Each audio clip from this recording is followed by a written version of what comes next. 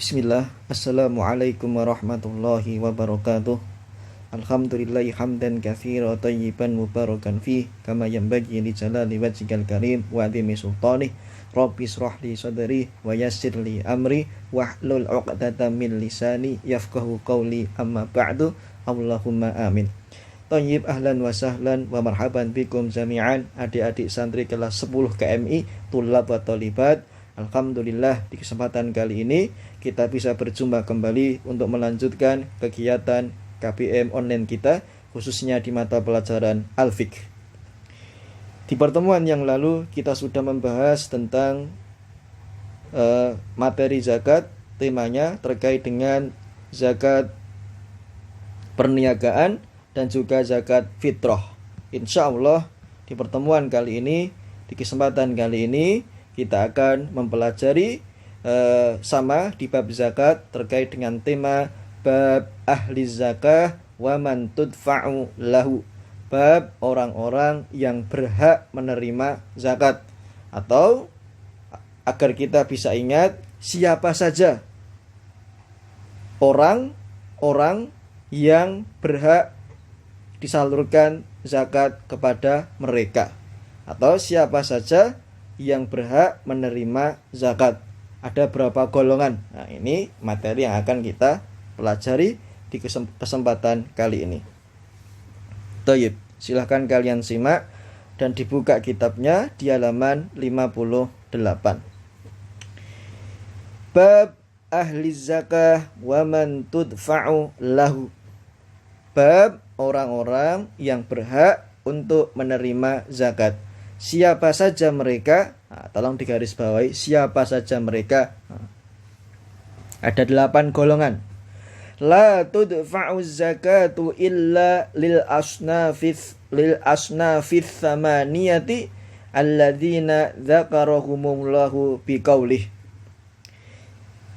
Dan zakat itu tidak diserahkan, diberikan kecuali kepada 8 golongan yang telah Allah Ta'ala sebutkan di dalam firman-Nya, yaitu ba'da a'udzu billahi minasyaitonir rajim, innamas shadaqatu lil fuqara'i wal masakini wal 'amilina 'alaiha wal mu'allafati qulubihim wa fir riqabi wal gharimina wa fi sabilillahi wa ibnis sabil faridatan minallahi wallahu alimun hakim.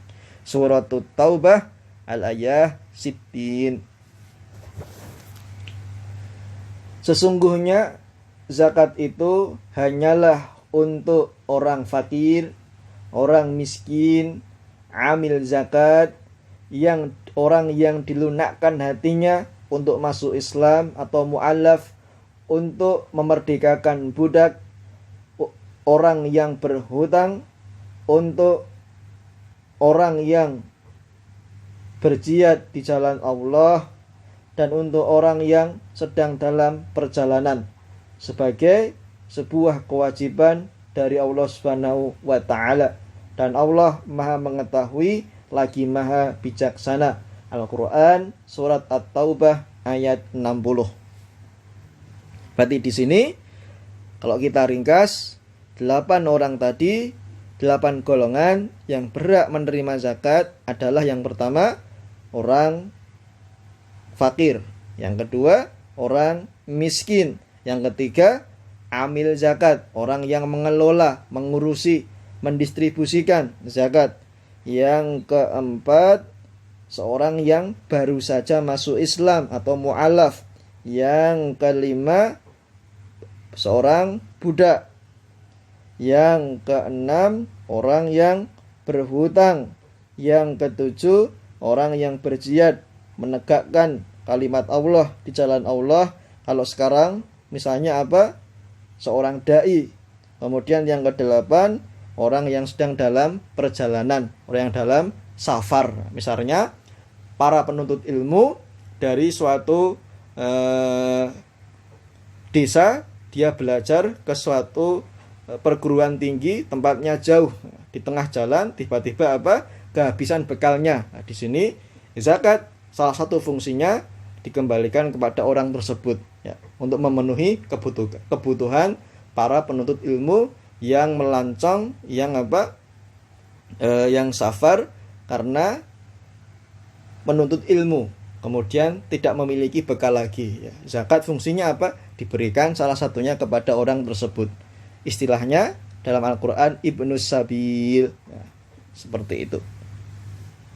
Tayyib. Wa yajuzul iktisaru ala wahidin minhum, dan dibolehkan mencukupkan kepada salah satu di antara mereka. Tidak harus ke-8 golongan tadi ya, tidak harus semuanya diberikan. Cukup misalnya kepada orang yang paling membutuhkan, orang miskin atau orang fakir misalnya, atau orang yang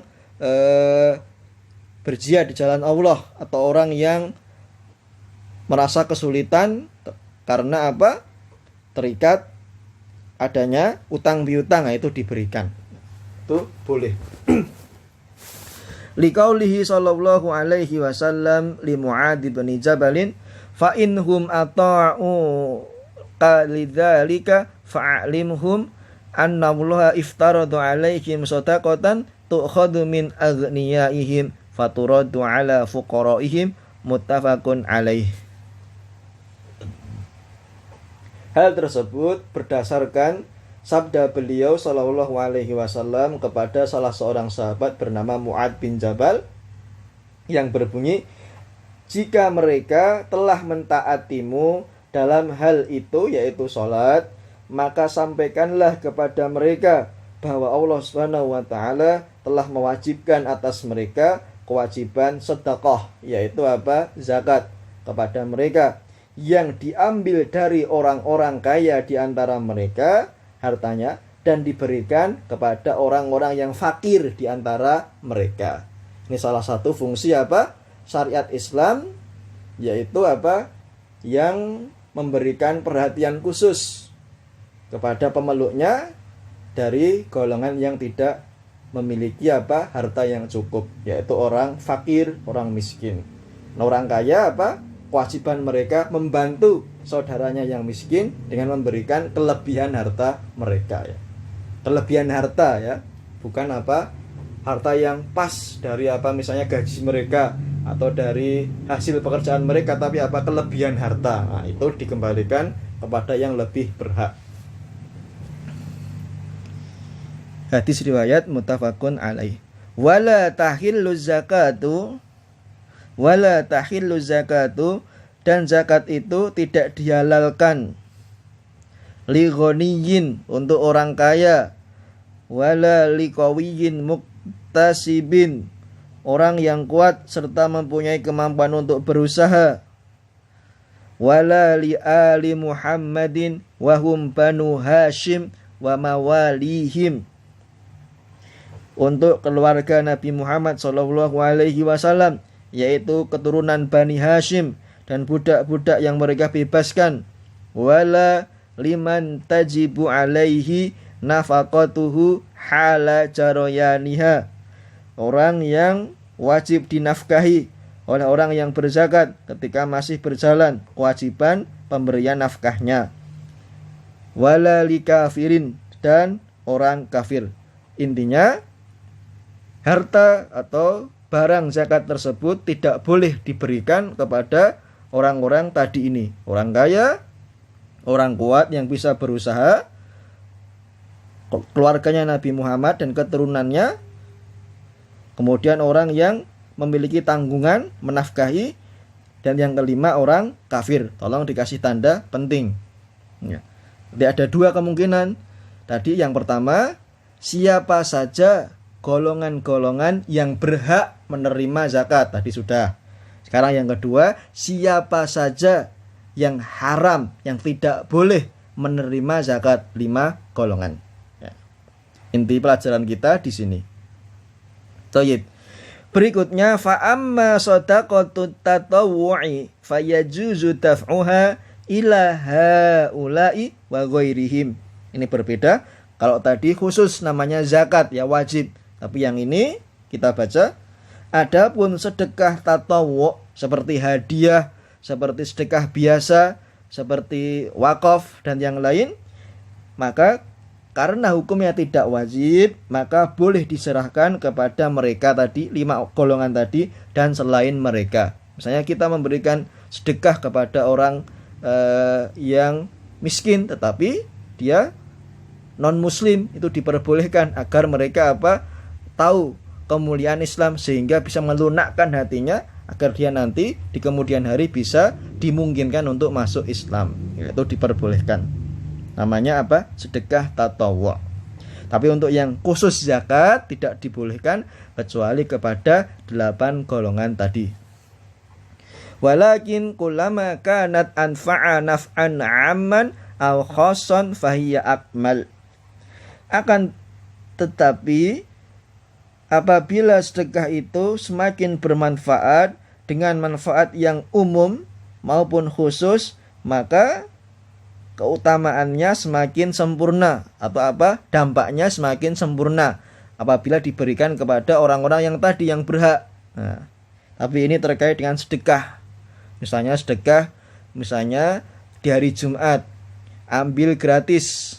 Nah, itu bagus. Kemudian kalau sisa diberikan kepada misalnya tukang ojek atau tukang becak atau tukang kebersihan atau yang lain, para santri misalnya, itu juga bagus dan diperbolehkan. Karena dampaknya menyeluruh kepada orang lain, dapat menerima harta sedekah, tidak hanya khusus para jamaah yang ikut sholat Jumat saja. Itu misal. Kemudian wa qala an-nabiy sallallahu alaihi wasallam man sa'alan nasa amwalahum takatsuran fa innama yas'alu jamron fayastaqilla au liyastakthir. Rawahu Imam Muslim.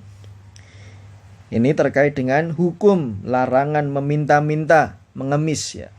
Nabi sallallahu alaihi wasallam bersabda, barang siapa yang meminta-minta harta kepada manusia untuk memperkaya diri, ya, bukan karena kebutuhan, bukan karena kondisi yang mendesak, tapi karena memperkaya diri dengan merendahkan diri, maka sesungguhnya dia itu hanya meminta bara api.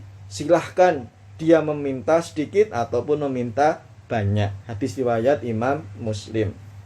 Terkait hukum mengemis padahal dia mampu, padahal dia memiliki harta, padahal dia memiliki kerabat dan yang semisalnya. Wa qala li Umar radhiyallahu anhu, ma ja'aka min hadzal mali wa anta ghairu musyrifin wala sa'ilin fakhudhu wa ma la fala tudbi'hu nafsaka. Rawahu Muslim. Sama. Dan beliau sallallahu alaihi wasallam juga bersabda kepada sahabat Umar bin Khattab radhiyallahu anhu, harta yang datang kepadamu tanpa engkau harapkan, tanpa engkau minta, ini rezeki, sedekah, dan tanpa engkau minta, tidak diharapkan dan tidak diangan-angankan, tidak diminta, maka ambillah. Nah, dan jika tidak demikian, maka jangan engkau jadikan jiwamu mengikutinya maksudnya kecewa, getun. Kenapa saya tadi tidak mau mengambil harta itu padahal saya tidak meminta, itu misalnya. Hadis riwayat Imam Muslim. Di sini diperbolehkan kita menerima misalnya menerima hadiah ya, imbalan. Padahal kita tidak meminta, tidak ada keinginan niat untuk mengharap pemberian atau meminta, itu diperbolehkan. Tapi kalau kita sudah keinginan niat minta atau timbal balik, kita melakukan sesuatu dengan tujuan diberi imbalan, padahal kita memiliki keluarga, memiliki kerabat, memiliki kekuatan usaha untuk mencari nafkah misalnya ya, itu tidak boleh. Karena tujuannya untuk memperkaya diri, ini yang dilarang. Toib, itu tadi materi kita terkait dengan di sini bab orang-orang yang berhak menerima zakat. Intinya ada 5 poin. Yang pertama, rincian tentang 8 golongan yang berhak untuk menerima zakat tadi sudah. Yang kedua, bolehkah menyerahkan zakat kepada satu golongan saja boleh. Tadi ada hadisnya, orang fakir. Yang ketiga, golongan orang yang tidak berhak menerima zakat. Tadi sudah ada 5 golongan, diantaranya orang kafir dan keluarga keturunan dari Nabi Muhammad SAW. Yang keempat, tentang penyaluran sedekah sunnah boleh. Yang kelima, sebagian hadis-hadis sebagai nasihat untuk orang-orang yang menerima sedekah, dengan catatan tujuannya tidak mengharap-harapkan dan tidak meminta untuk memperkaya diri, itu diperbolehkan ya. Itu tadi poin-poin penting di materi yang kita pelajari.